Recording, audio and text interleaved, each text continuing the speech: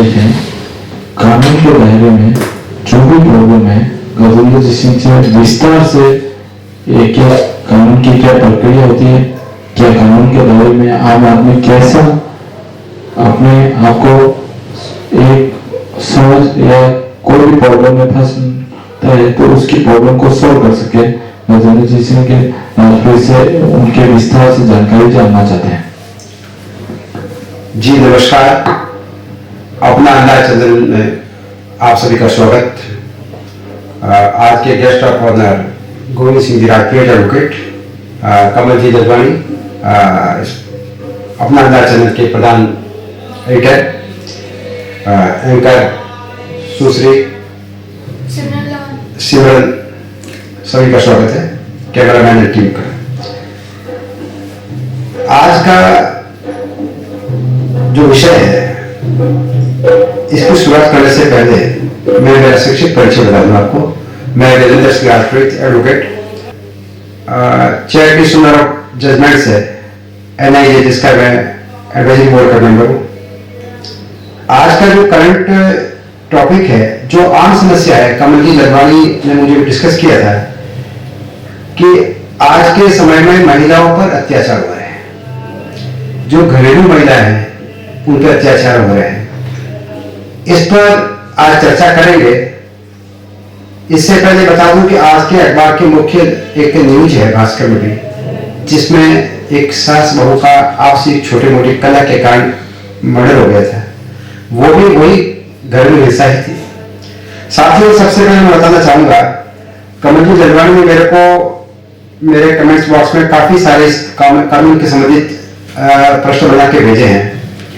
जिसमें सबसे पहला प्रश्न है, इस कानून का प्रादुर्भाव कब हुआ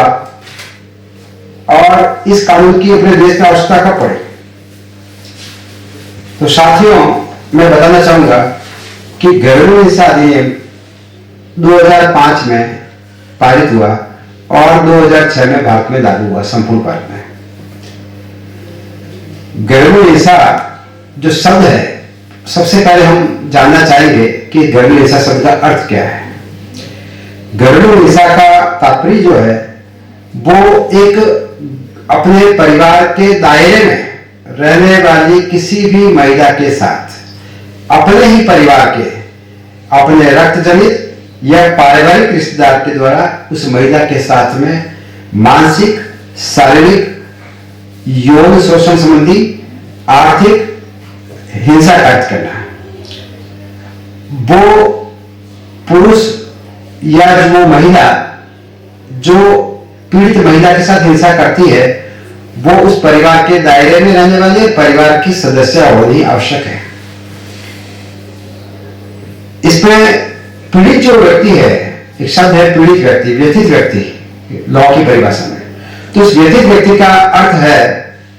महिला से। इस कानून में सिर्फ महिला ही व्यथित व्यक्ति कहलाएगी। महिला के संबंध में होने वाले अत्याचारों को ही इसमें डिफाइन किया गया है।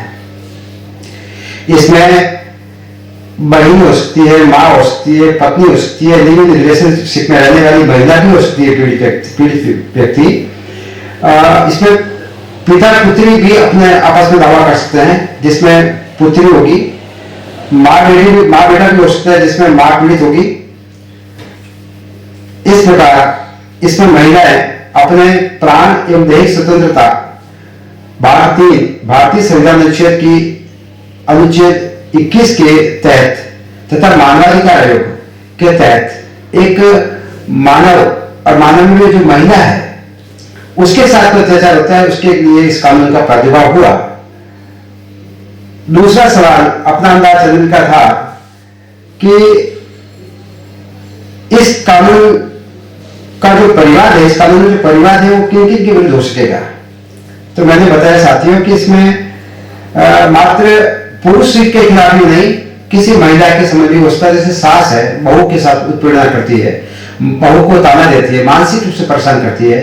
या उसको शारीरिक रूप से उसकी ननद परेशान करती है, उसके साथ मारपीट करती है, गाली गलौज करती है, तो वो भी घरेलू हिंसा के तहत आता है साथियों।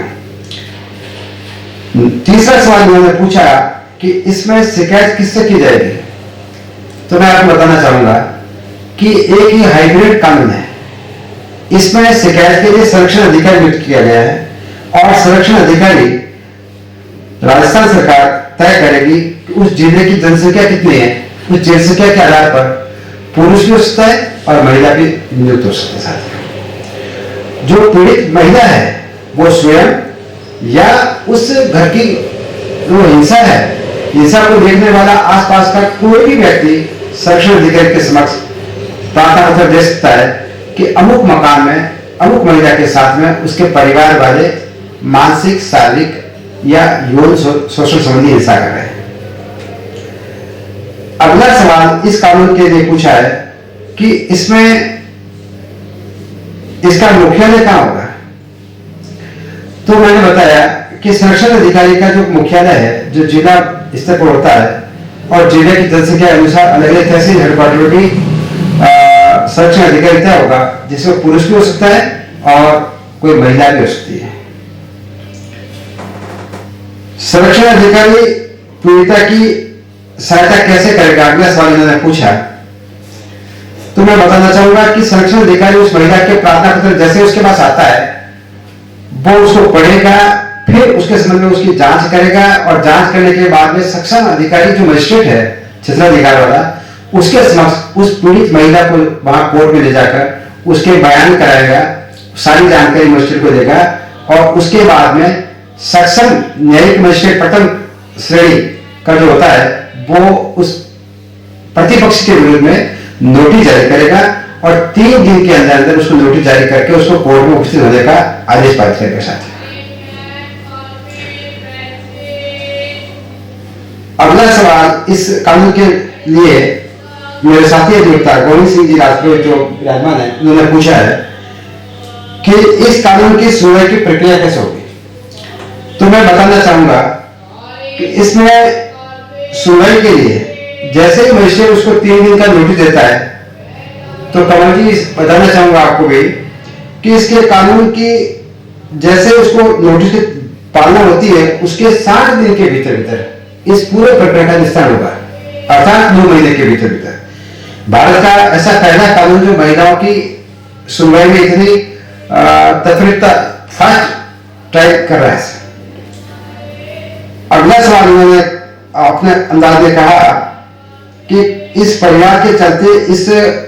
मान लो समय लगता है, वो आर्थिक रूप से कमजोर, तो उस महिला को अंतरिम भरण पोषण भी मिल सकता है।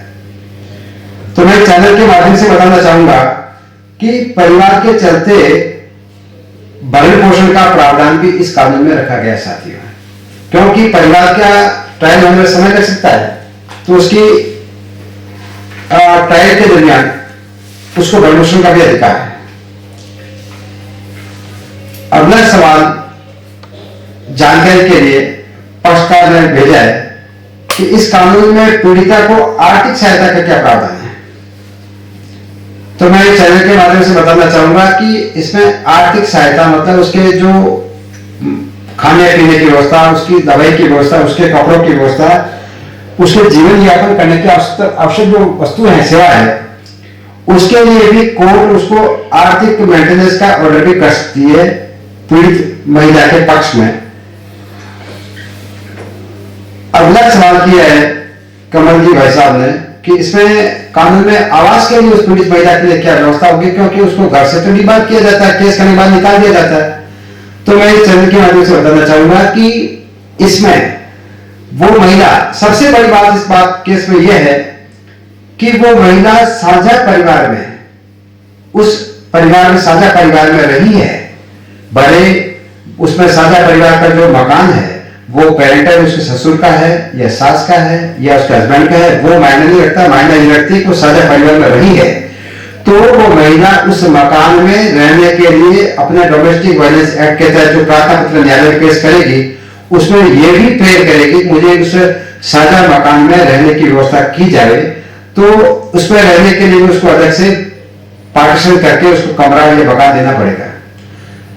अब एक बार सवाल ये उठता है कि ऐसी जब मुकदमेबाजी हो जाती है तो उस महिला के साथ उस परिवार कैसे रह सकती है, क्योंकि परिवार वाले तो उसके साथ मारपीट कर रहे थे, गाली गलौज कर रहे थे, उसके साथ दुर्व्यवहार कर रहे थे, उसका यौन शोषण कर रहे थे। तो यहां मैं बताना चाहूंगा इस कानून में इतनी बढ़िया माकूल व्यवस्था कर रखी है कि उस महिला के लिए जहां पे उसको रेजिडेंस की व्यवस्था की गई है, उस रेजिडेंस की व्यवस्था में उस पर्टिकुलर पोर्शन में वो प्रतिपक्षी या वो अभियुक्त पक्षकार प्रवेश तक नहीं कर सकता। वो शांतिपूर्वक एकांत में एक अच्छे पारिवारिक माहौल में रहने का कोर्ट उसको संरक्षण दे सकती है। अगला सवाल गोविंद सिंह जी वकील साहब ने पूछा कि पीड़िता सुरक्षा का क्या प्रावधान है। तो उसके सुरक्षा के लिए संरक्षण अधिकारी समय समय पर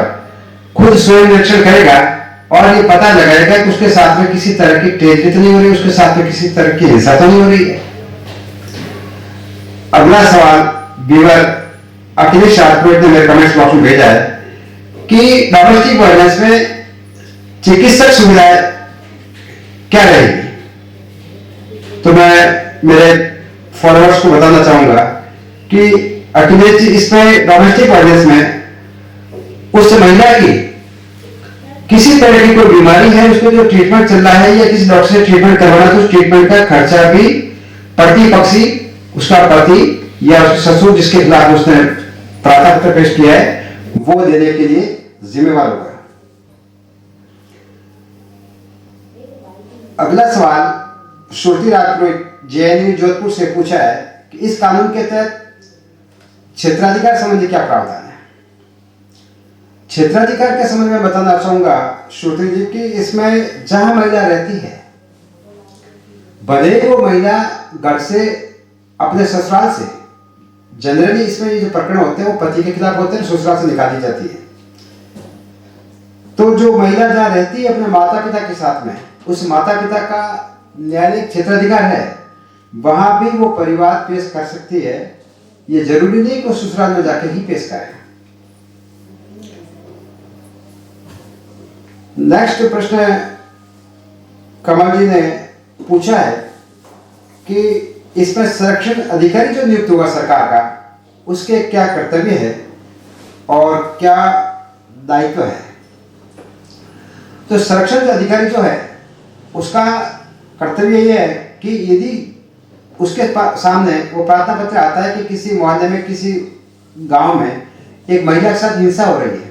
तो वो प्रार्थना पत्र स्वयं लेके उस प्रार्थना पत्र के आधार पर महिला को सक्षम न्यायालय पहुंचा के वहां पे सुनवाई करवाएगा। सुनवाई के बाद में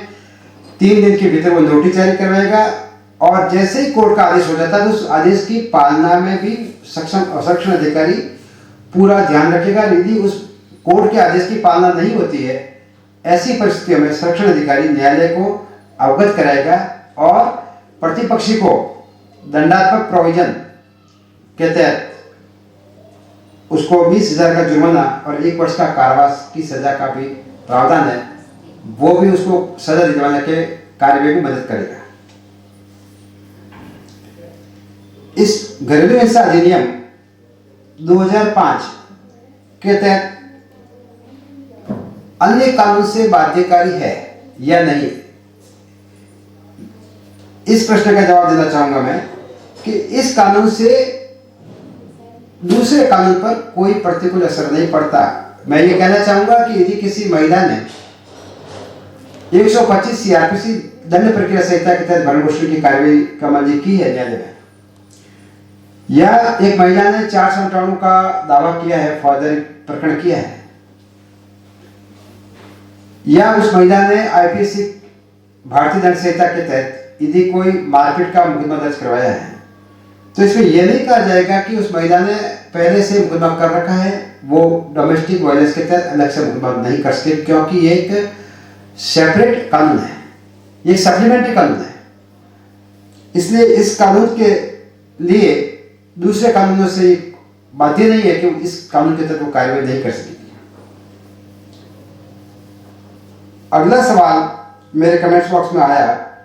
इस कानून के तहत कौन कौन व्यक्ति दंडाधिकारी को प्रार्थना पत्र प्रस्तुत कर सकते हैं। तो इसमें मैंने बताया साथियों कि इसके तहत महिला या संरक्षण अधिकारी दंडाधिकारी के सामने प्रार्थना पत्र प्रस्तुत कर सकते हैं कि इस महिला के साथ में घरेलू हिंसा हुई है। इस प्रकार इस घरेलू हिंसा में जो मेरे पास कमेंट्स बॉक्स में जो सवाल आए उनका मैंने विस्तृत रूप से जानकारी दी। इसके अलावा भी मैं कुछ बताना चाहूँगा चैनल के माध्यम से, क्योंकि आज अच्छा मुद्दा कमल जी दलवानी साहब ने लाया है। ये देश की ज्वलन समस्या है, आए दिन अखबार पढ़ते हैं उस महिला को एसिड से जला दिया, उस महिला को ऐसा कर दिया वैसा कर दिया, उसके लिए आईपीसी में प्रोविजन है। लेकिन घर की चार दीवारी में उसके सास ससुर जेठ जेठानी देवर देवरानी है और उसके सब रिश्तेदार भी, जैसे उसका नंदोई ननद वगैरह है, या उसके दत्तक पिता जिसने गोद ली पुत्र को, वो भी उसके साथ में किसी प्रकार की हिंसा करते हैं, वो भी इसके तहत गवर्न है। मैं बताना चाहूंगा इस चैनल के माध्यम से कि इस कानून में रिसेंटली ऑनरेबल सुप्रीम कोर्ट ने लैंडमार्क जजमेंट पेश किए हैं। सुप्रीम कोर्ट ने जो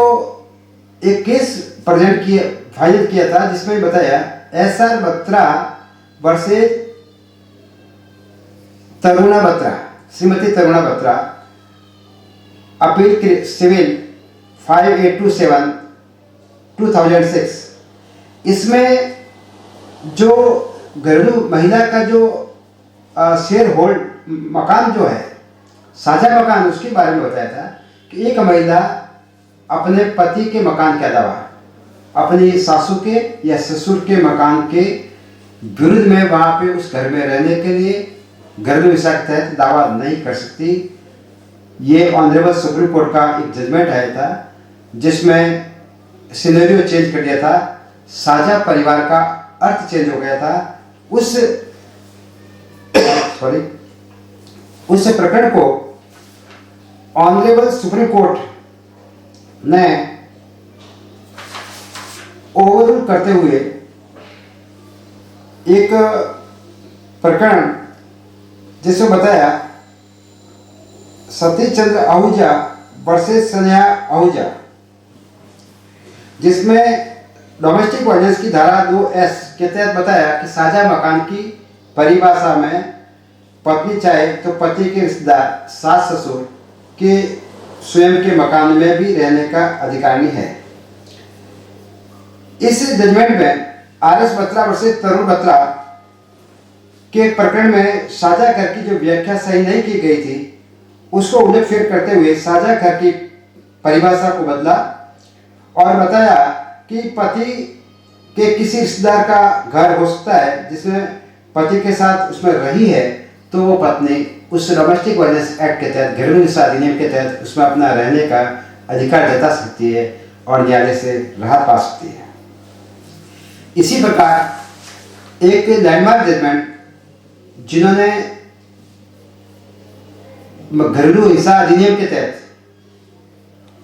एक लीगल मैरिज की परिभाषा डिफाइन की है, वो है डी वैल्यू स्वामी वर्सेस पंचुमल स्वामी क्रिमिनल अपील 2010, जिसमें साझा परिवार में रहने के लिए उसकी लीगल मैरिज वैधानिक शादी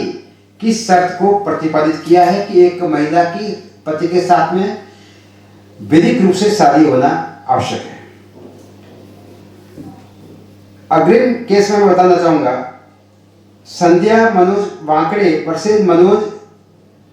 वांकड़े क्रिमिनल अपील 271/2011। इसमें भी साझा परिवार की परिभाषा को डिफाइन किया गया कि एक घरेलू हिंसा अधिनियम के तहत प्रकरण करने के लिए, दावा पेश करने के लिए साझा परिवार किसे माना है। अगला निर्णय BD Banot versus Savita Banot SLP criminal 3916/2010 में धारा 18, 19 और 20 पर जो उसको आर्थिक शारीरिक जो सहायता जारी की जाती है प्रोविजन के तहत, उसके बारे में डिफाइन किया गया है। साथियों, बताना चाहूंगा कि आपने सुना होगा कि एक लिव इन रिलेशनशिप भी एक संबंध है जहाँ पे पति पत्नी की हैसियत से वो रहते जरूर है, लेकिन वो कमल जी बताना चाहूंगा चैनल के माध्यम से कि वो पति पत्नी होते नहीं है। लेकिन इस कानून के तहत लिव इन रिलेशनशिप में रहने वाले स्पाउस कपल भी डोमेस्टिक वायलेंस कानून के तहत गवर्न है। एक कपल यदि लिव इन रिलेशनशिप में रहता है तो यदि वो महिला को किसी तरह की प्रतिपक्षी पीड़ा पहुंचाता है, मानसिक, आर्थिक या शारीरिक या सेक्सुअल असॉल्ट करता है या हिंसा करता है, तो उसके अगेंस्ट भी वो परिवार पेश करती, भले ही वो उसकी पत्नी नहीं हो, लेकिन सारे अधिकार उसको पत्नी की हैसियत से मिलेंगे, बशर्ते कि वो साझा उस परिवार में उसके पति के साथ में रही हो। एक लैंडमार्क जजमेंट प्रकाश नागोड़ा दास वर्सेस मीना प्रकाश साहू 321/2016 में भी प्रतिबद्ध किया गया है। एक प्रकरण ललिता टापू versus the state of Jharkhand 2015 criminal appeal 1656 में ये बताया गया है कि 125 सीआरपीसी के तहत जो मेंटेनेंस है वो यदि लीगल मैरिज नहीं की है तो वो प्राप्त करने के अधिकार में नहीं है। डोमेस्टिक वायलेंस के तहत भी वो लीगल मैरिज नहीं है तो वो 125 सीआरपीसी के तहत उसके मानसिक भरण पोषण का जो खर्चा है वो प्राप्त करने के अधिकार में नहीं रहेगी। एक लैंडमार्क जजमेंट हीरक पी हर्सोला वर्सेस कुसुम नरोत्तम दास हर्सोला सिविल अपील 1084 2016 सन में पारित किया गया, जिसमें 2Q धारा को डिफाइन किया गया और विस्तार से समझाया गया। तो साथियों, आज के इस घरेलू हिंसा अधिनियम के तहत मैंने आपको आर्थिक, मानसिक, शारीरिक या यौन शोषण उस महिला का उस घर की 4 दीवारी में, शर्त उसमें यह है कि घर की 4 दीवारी में होने वाले अपराध ही कवर है। इसकी घर की 4 दीवारी के बाहर उस महिला के साथ ऐसा अपराध होता है तो उसके लिए अलग अलग कानून है। भारतीय दंड संहिता के तहत अलग अलग सेक्शन है, धारा है, उसके तहत परिवार पेश किया जाएगा। इस कानून के तहत घर की 4 दीवारी के अंदर और वो स्थायी रूप से उस घर में रही हो तो साझा परिवार में रही हो तो ही वो परिवार पेश कर सकती है। और यदि उसमें मैंने बताया कि घरेलू हिंसा अधिनियम के तहत उस महिला का प्राण एवं दैहिक स्वतंत्रता का अधिकार है। प्राण एवं दैहिक स्वतंत्रता का अर्थ मेरा जहाँ तक समझना है कि एक महिला अपने वैवाहिक जीवन में कितनी संतान उत्पन्न करे ये उसका व्यक्तिगत निजी मामला है। उसके लिए उसका पति या परिवार वाले लड़का ही पैदा करे, लड़की ही पैदा करे या 4 संतान पैदा करे, ऐसा कोई बाध्यकारिता करते हैं तो वो भी घरेलू हिंसा की तारीफ में आता है। मोटे तौर पर मैंने आम महिला को इस कानून के तहत जो रिलीफ मिलती है उसमें मैंने सारा आपको बताया, जिसमें घरेलू हिंसा की परिभाषा में घरेलू दायरे में हिंसा को घरेलू हिंसा कहा है जिसमें किसी महिला का शारीरिक, मानसिक, भावनात्मक, मनोवैज्ञानिक, मौखिक या यौन शोषण किसी व्यक्ति द्वारा किया जाना या करने की नियत रखना भी घरेलू हिंसा के तहत आएगा। जैसे इन्होंने सवाल पूछे अपना अड्डा चैनल के मार्फत, जिनका सवाल मैंने लगभग मेरी ओर से दे दिया है। यदि इसमें और कोई क्वेरी हो, गोविंद सिंह जी एडवोकेट साहब बैठे हैं, कमल जी नजमानी साहब इस चैनल के प्रधान एडिटर बैठे हैं, संपादक बैठे हैं, तो वो भी पूछना चाहें तो इसके संबंध में पूछ सकते हैं कि इस महिलाओं को इस कानून के तहत क्या क्या राहत मिलनी चाहिए या इस कानून में क्या कमी रह गई है, मेरे से इंक्वायरी कर सकते हैं। इसके लिए मेरे नीचे कमेंट्स बॉक्स में मेरे मोबाइल नंबर भी दिए गए हैं। यदि जनता से भी मेरी गुजारिश है कि यदि कोई पूछना चाहे तो वो पूछ सकते हैं। इस प्रकरण में जजमेंट हो जाने के बाद अपील का जो प्रोविजन है वो सेशन न्यायालय में है और 30 दिन के भीतर सेशन न्यायालय में अपील की जा सकती है। इसमें कमल जी बताना चाहूँगा चैनल के माध्यम से कि इस कानून में 60 दिन में तो पूरे प्रकरण की निस्तारण का प्रोविजन है। पेशी जो पड़ती है वो 3-3 दिन की पड़ती है। इस महिला में हैरेसमेंट होने की कोई आवश्यकता नहीं है और एक प्रकरण को न्यायालय में पेश करने से उसको सारी सुविधाएं मिल जाती है। अलग अलग पहले जो कानून करने पड़ते थे, दहेज के लिए अलग, भरण पोषण के लिए अलग, उसके रहने के लिए अलग, शारीरिक उसकी मारपीट थी उसके लिए आईपीसी में अलग, थाने में जाकर मुकदमा दर्ज कराना पड़ता था। अब इस कानून में उस महिला संबंधी जितनी पीड़ा है, उसके परिवार वाले उसको ताने कस रहे हैं या उसको परेशान करते हैं, वो सारे पीड़ा का समाधान एक प्रकरण के माध्यम से सॉल्व करवा सकते हैं। जी कमल जी। सर आपने निवेदन किया कि 7 दिन में निवारण हो जाएगा जी। हमने जब तक केसेस देखे जो महिलाओं के साथ अत्याचार होते हैं जी। वो पिछले 2-2 साल से, और कुछ वो परिवार होते हैं कि हम इज्जत से मर जाएंगे, वो मर जाएंगे, हम कोर्ट में नहीं जाना चाहते, उनको लिए क्या प्रावधान होता है? कुछ पैसा नहीं होता है महिलाओं के लिए, और वो घर से भी बिक्री भी होती है, वो कोर्ट से भी बिक्री भी होती है, नहीं उनको कोई होता है, तो उनको क्या रिलीफ मिलना चाहिए कि जो कोर्ट की तरफ से आश्वासन के इतने टाइम में परफेक्ट आपने कहा 7-10 दिन में हो जाएगा, तो होना चाहिए। जी जी, ऐसा है कि आपने कहा कि उस महिला के पास में प्रकरण लड़ने के लिए भी पैसा नहीं है, तो मैं आपको बताना चाहूँगा चैनल के माध्यम से कि भारत सरकार ने, केंद्र सरकार ने हर डिस्ट्रिक्ट हेडक्वार्टर पे एडीआर सेंटर खोल रखे हैं। राजपुर जी आपको पता होगा, एडीआर सेंटर में किसी भी महिला के साथ या किसी भी पुरुष, अपने महिला की बात करें आज, तो उस महिला के पास में मुकदमा लड़ने के लिए पैसा नहीं है, तो वहाँ पे प्रार्थना पत्र देके कि मेरे को अच्छा अधिवक्ता नियुक्त करने के लिए सुविधा दी जाए, तो एडीआर सेंटर के माध्यम से भारत सरकार की स्कीम है नालसा वगैरह में, तो उसके तहत उसको अच्छा अधिवक्ता उपलब्ध करवाया जाएगा, जिसकी फीस एडीआर सेंटर देगी, उस महिला को देने की आवश्यकता नहीं है। जी सर ऐसा होता है कोई महिला प्रकरण कानून के दायरे में आती है, जब प्रॉब्लम होती है जी, तो जब कोर्ट में दर्ज कराने जाती है और हैरेसमेंट किया जाता है जी, वो हैरेसमेंट हकीकत में कानून के दायरे में आता है कि हैरेसमेंट करना? हैरेसमेंट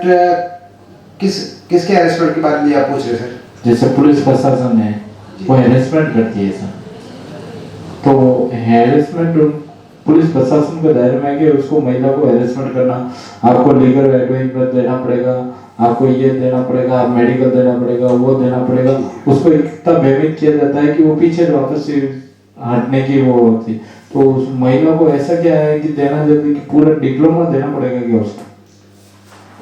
जी आपकी बात सही है, लेकिन मैंने पहले बताया कि उसमें पुलिस पे जाने की इस कानून में आवश्यकता नहीं है। कमल जी भाई साहब, मैं बताना चाहूँगा आपको, इस पे डोमेस्टिक वायलेंस एक्ट के तहत संरक्षण अधिकारी के सामने ही रिपोर्ट देनी, थाने में जाने की आवश्यकता नहीं है। जी,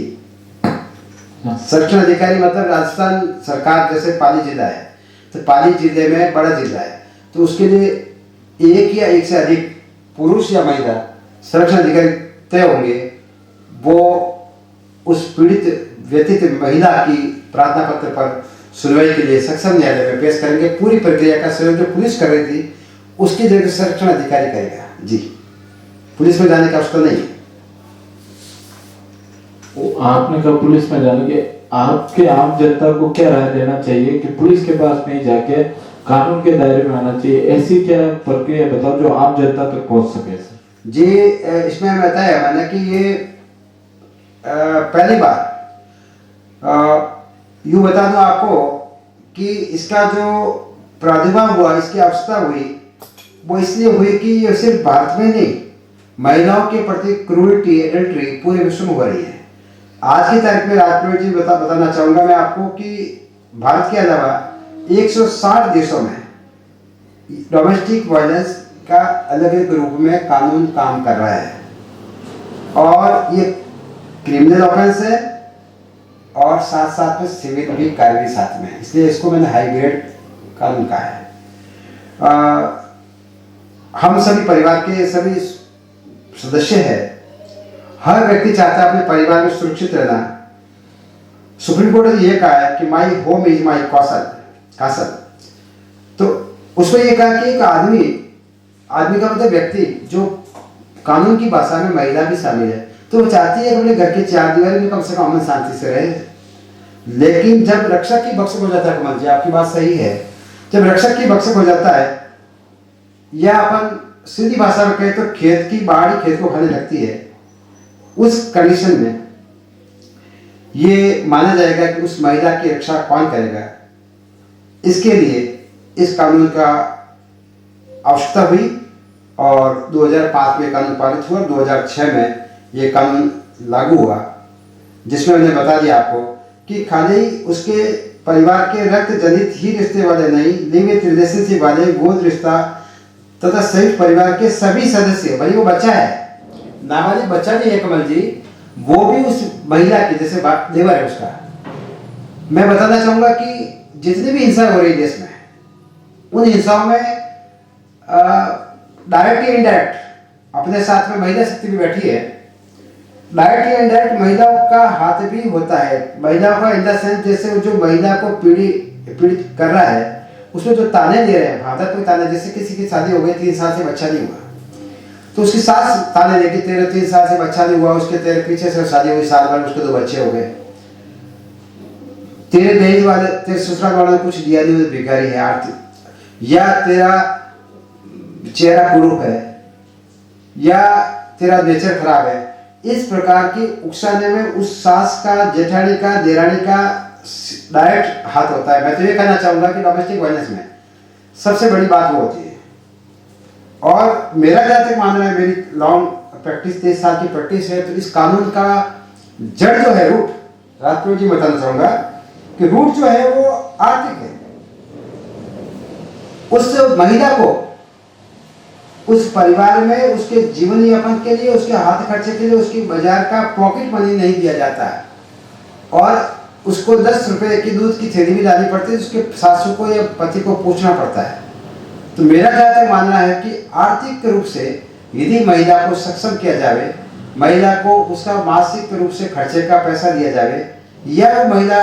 खुद अर्निंग करना शुरू कर दे, तो मेरा जहाँ तक मानना है कि 60% समस्या जो होती है कि उस महिला को आर्थिक गुलामी की जंजीरों में जकड़ दिया जाता है और उसको एक एक पैसे के लिए मोहताज किया जाता है। वही इस समस्या की जड़ है, वो इसकी रूट कैनाल है कि उस महिला को मजबूरन उस परिवार में सास, ससुर, देवर, जेठ, जेठानी से दबके रहना पड़ता है। छोटे छोटे खर्चे के लिए, छोटी सी बात के लिए भी उनका मुंह देखना पड़ता है। तो मेरा मानना है कि यदि उसको आर्थिक रूप से थोड़ा राहत दी जाए तो उस महिला का मान सम्मान रहेगा, और वो मान सम्मान के साथ जब उसकी छोटी मोटी आवश्यकता होगी वो मार्केट से परचेज कर सकेगी,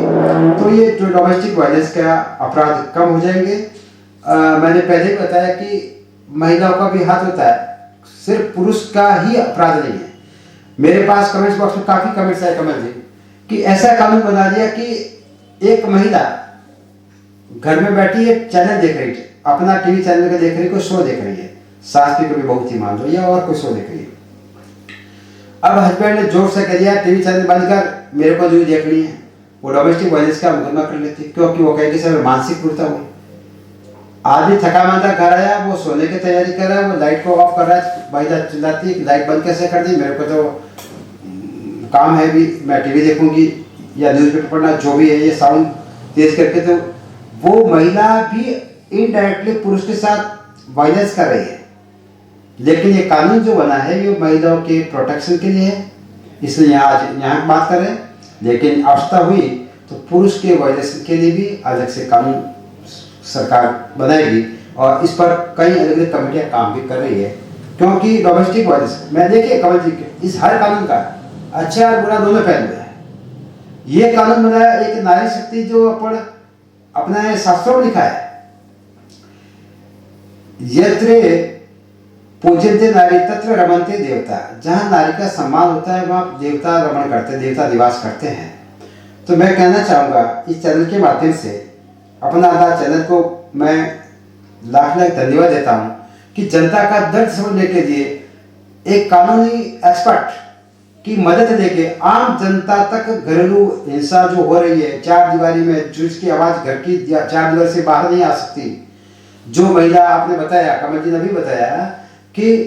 लोक लाज में खराब लगेगा, इस डर से 50% महिला तो शिकायत दर्ज कराते हैं। ये कहना चाहते हो आप शायद, हर घर में हिंसा हो रही है। लेकिन मैं बताना चाहूँगा कि इसमें पुलिस में नहीं जाकर संरक्षण अधिकारी बहुत ही लिबरल रुख लेके उसको शिकायत को सुनता है, बिल्कुल उसको गोपनीयता रखी जाती है। जहाँ पे उसकी सुनवाई होती है वहाँ भी गोपनीयता के साथ में उस महिला का नाम उजागर नहीं किया जाता है, पीसफुल माहौल में उसकी सुनवाई होती है। और 60 दिन के अंदर उस प्रकरण का निस्तारण हो जाता है। लेकिन विलंब होने का कारण तो कमल जी ये है, आपने बताया कि विलंब क्यों होता है। विलंब तो इसलिए कि स्पेशल कोर्ट अभी डोमेस्टिक वायलेंस का सरकार ने नहीं बनाया है। ये जो ट्रायल कोर्ट है संबंधित क्षेत्राधिकार के, उसी में ये मुकदमे चलते हैं, इसलिए नंबर ऑफ केस दूसरे भी होते हैं, उसके साथ इसकी ट्रायल होती है, इसलिए भी कई बार समय लग जाता है। जी कमल जी। सर ऐसा होता है जब महिलाओं के साथ अत्याचार होता है, पूरा परिवार अत्याचार करता है, एक घरेलू भी रिश्ता भी होता है कि कजन भाई या कजन ब्रदर वो एक सपोर्ट करता है, तो कोर्ट में उसको कानून की प्रक्रिया सुनने में दावा होता है कि इसके साथ हिंसा हो रहा है। जी जी, आपका सवाल बहुत ही अच्छा है कि जो लोग भी उसके कजिन ब्रदर है, कजिन सिस्टर है, जो भी रिश्तेदार, मैंने बताया सारे रिश्तेदार जो उसके रक्त जनित है या जो वैवाहिक संबंध वाले हैं या उसके गोद वाले भी है, तो जितने लोग हैं, भले वो 10 लोग हैं, 15 लोग हैं, 20 लोग हैं, जितने भी लोग हैं जो हिंसा करें, सबको प्रतिपक्षी बनाकर सबको अभियुक्त बनाया जाएगा, सबको कोर्ट नोटिस जारी करेगा, सबको सजा मिलेगी कुमार जी। वो भले ही डायरेक्ट या इनडायरेक्ट से करे। इनडायरेक्ट का मतलब ये जैसे पति मार रहा है उसको, तो उसकी ननद है जो कमरा बंद कर रही बाहर से, या उसकी सास है जो साउंड जोर से कर देती है, लोगों में आवाज नहीं जाए उस महिला की, तो जो भी उसका सहयोग करते हैं वो सारे लोग इसमें अभियुक्त माने जाएंगे और सबके विरुद्ध में इस कानून के तहत कार्रवाई की जाएगी। जी गोविंद सिंह जी। सर, क्या पीड़ित महिला न्यायालय में सीधे ही परिवार दायर कर सकेगी या संरक्षण अधिकारी के मार्फत ही जाना होगा? जी जी, आपने बहुत अच्छा सवाल किया। महिला चाहे तो न्यायालय में सीधे भी परिवार पेश कर सकती है, और संरक्षण अधिकारी को तो सरकार ने इसलिए नियुक्ति दी है कि उसका हिच होती है, जो एक समाज का कोई देखेगा क्या सोचेगा, तो उस डर से वो प्रोटेक्शन अधिकारी, संरक्षण अधिकारी उसका सहयोग के लिए नियुक्त कर रखा है, सीधे ही परिवार पेश कर सकती है। जी मेरा दूसरा प्रश्न ये है सर, महिला विवाह के कितने साल बाद तक इस कानून के तहत मुकदमा दर्ज करवा सकती है? सर, इसमें समय, विवाह के बाद कितने समय में परिवार पेश कर सकती है, ऐसा समय की कोई सीमा नहीं। वो 2 महीने बाद में, 3 महीने बाद में, जब भी उसके साथ में वायलेंस होता है, हिंसा होती है, वो परिवार पेश कर सकती है, चाहे तो न्यायालय में सीधा करे और चाहे तो सक्षम अधिकारी जो होता है, प्रोटेक्शन ऑफिसर होता है, उसके सामने परिवार पेश कर सकती है। जी सर एक ये कहना था, जब भी महिला कोई कोर्ट में जाती है जी मुकदमा दर्ज करने, तो उसकी एडवोकेट की या कोर्ट की फीस का कितना मायना होता है? क्योंकि फीस से तो ऐसी झंझट होती है, उसके पास तो मनी बैग होता नहीं है, तो सबसे बड़ी टेंशन होती है मेरे को, पैसा कितना लगेगा कोर्ट में जाऊंगी तो।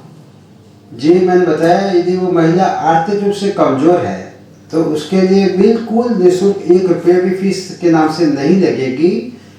एडीआर सेंटर जो है विधिक सहायता के लिए ही बने हुए हैं, वहाँ पर वो एक प्रार्थना पत्र देगी, उनको वहाँ पैनल एडवोकेट की लिस्ट होती है, उस महिला का प्रकरण को डिसाइड करने के लिए वहाँ से अच्छा पैनल उसको मिल जाएगा और वो अधिवक्ता उसकी पैरवी कर सकेगा। महिला के जेब से रुपये भी खर्च करने की आवश्यकता नहीं है।